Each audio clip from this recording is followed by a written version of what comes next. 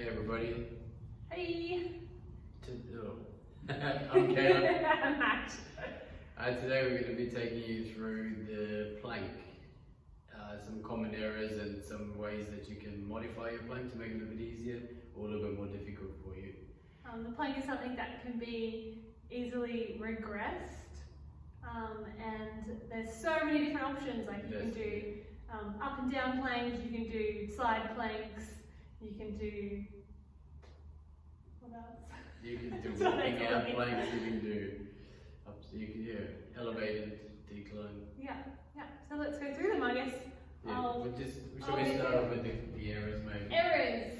Maybe I just need to do this. Here's my plank, Caleb. What's wrong with this? That's an error straight away.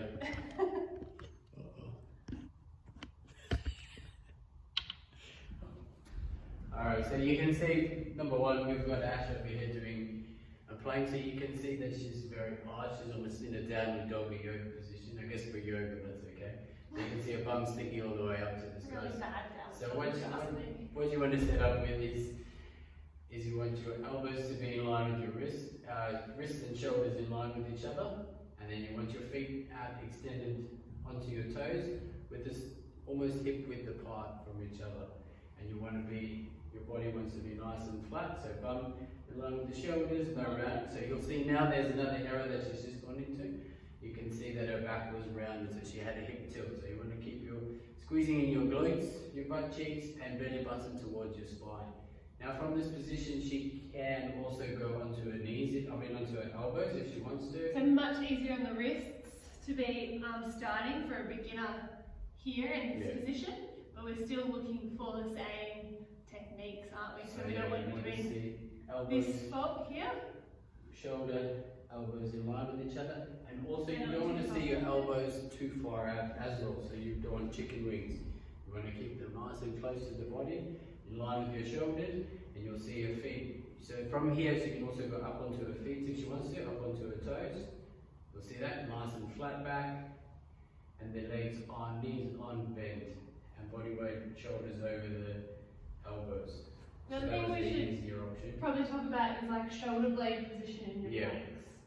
So if I'll face this way, and so what we don't, I don't know if you can see it with like t-shirt too much, but what we don't want is to be too kyphotic. Yeah, so you don't want the shoulders to be rounded in. Yeah, so, and we don't want to be sinking too far in our shoulder blades. So no shoulders back, We also don't want our shoulders elevated, but we do want them pulled down in a neutral position. In a neutral sort of position, so not wrenched all the way down. You can see when she's doing that. When I wrench them down, you can see my back arches. The back arches, so that comes down to your hip tilt as well. So you want to be, so what we want to engage is some of these muscles, your striatus anterior lats as well, when you're in a plank. And another thing we could also say is your neck position during your plank. So you might find, what do they call it, a goose neck? So you'll see, look at the neck is going forward like that. Especially over time, you might find that as you fatigue during your plank, you will tend to, your form will go out. And another thing is maybe not to plank for too long, maybe do 3 lots of 30 seconds or something like that. Definitely. So and I find a lot of people that I will show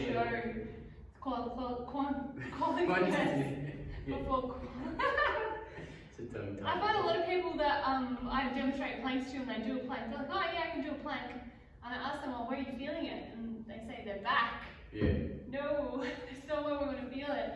If you feel like you're loading into your back, your technique isn't right, or you're not strong enough yet, and you want to reduce the time you're in it for. So you should be feeling a little bit in your belly, your shoulders, you probably will feel it the most as you build up that strength. A lot of people don't have the scapular stability to start a plank, and they'll be here. So what we want to probably start with is more a scapular push-up to build up that strength through your shoulder blades, so you can hold yourself in that position. So the shoulders are slid down the back slightly, and they're not all the way in, they're not all the way out. So they're just sitting in really the center of your rib cage on each side. What else do you have to add? I think that pretty much covers it. So shoulder injuries, I think might not be great for you. You can still do an isometric hold of your spine in a neutral position on the wall. So if you were to Did you have your hands out in front? You don't need to have your hands out in front, so you could come up onto, or pretend here's my wall. And you want to make sure that your feet will be forward a little bit. You'll be leaning back on the wall, which you can't really do because it's just a frame. And you want to find that flat sort of spine, really drawing your belly button in and just holding here, trying to breathe while you squeeze all these muscles. And that will still give you some stability and engagement if you can't put any weight on your shoulders. And so you can build up to holding that for 30 seconds. And it's still, like I can feel it burning if I really concentrate on it. It's still a good exercise to be doing. You can also think about pelvic floor lifting as well to get that into the equation because part of your core is pelvic floor. What other, do you have any other regressions? Well, you did the most simplest one. But just holding the plank against the wall if you wanted to, if you couldn't get too down far to the floor. But just in that same position. Yeah. That frames in the way. So that little bit like that. So you've got your same position, arms, shoulders in line, shoulder width apart, and you're just holding there.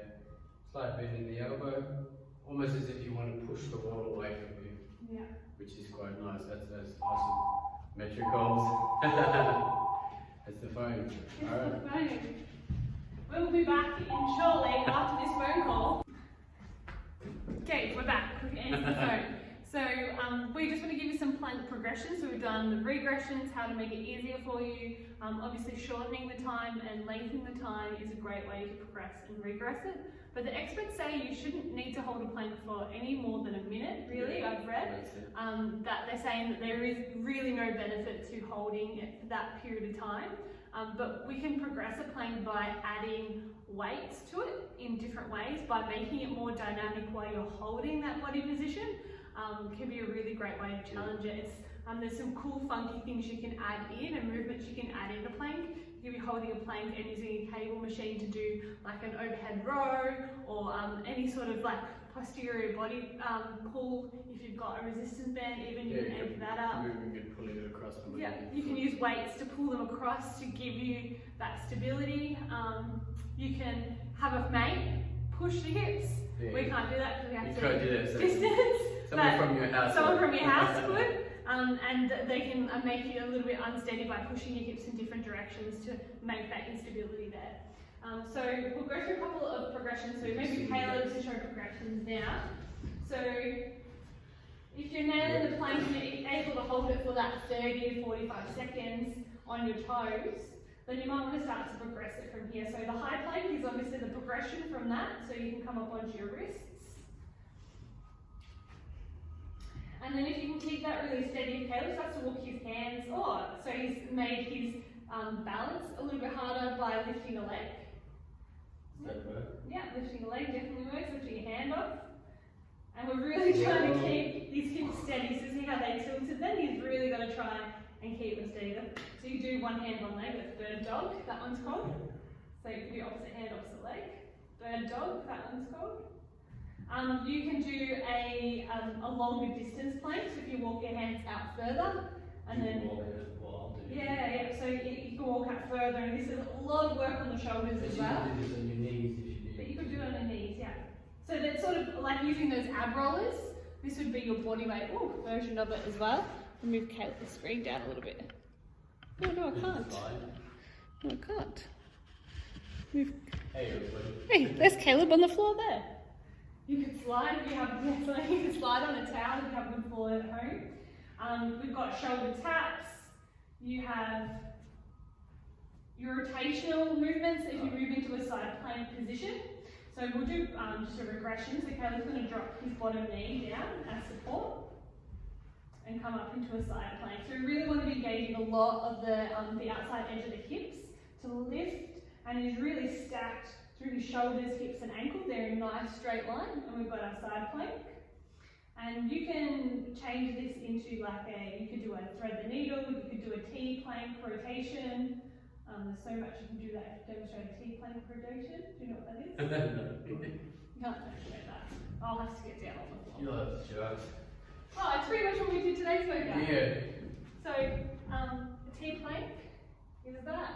And then you come down to plank, and you've got T plank. Your you've got thread the needle, so from T-plank you can thread through, which you can also do. I like to give it to people on their forearms. Forearm, thread the needle. Thread the needle. And you can pivot on your feet as well as you do that one. You're a star.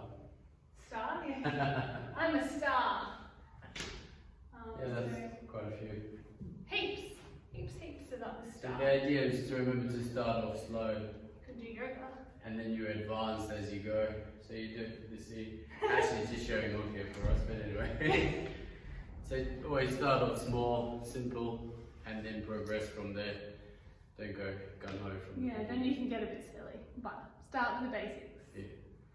Have And it's always fun. good to do these sort of things in front of a mirror too. Yeah, so definitely somewhere that where you back can watch your positioning. form, and your Yeah. technique, Definitely. which is always really good. Or video yourself like this. Yeah. Or come and see us when the gym reopens and we Yeah, can yeah. check your technique. Cool. See you See you later. next time.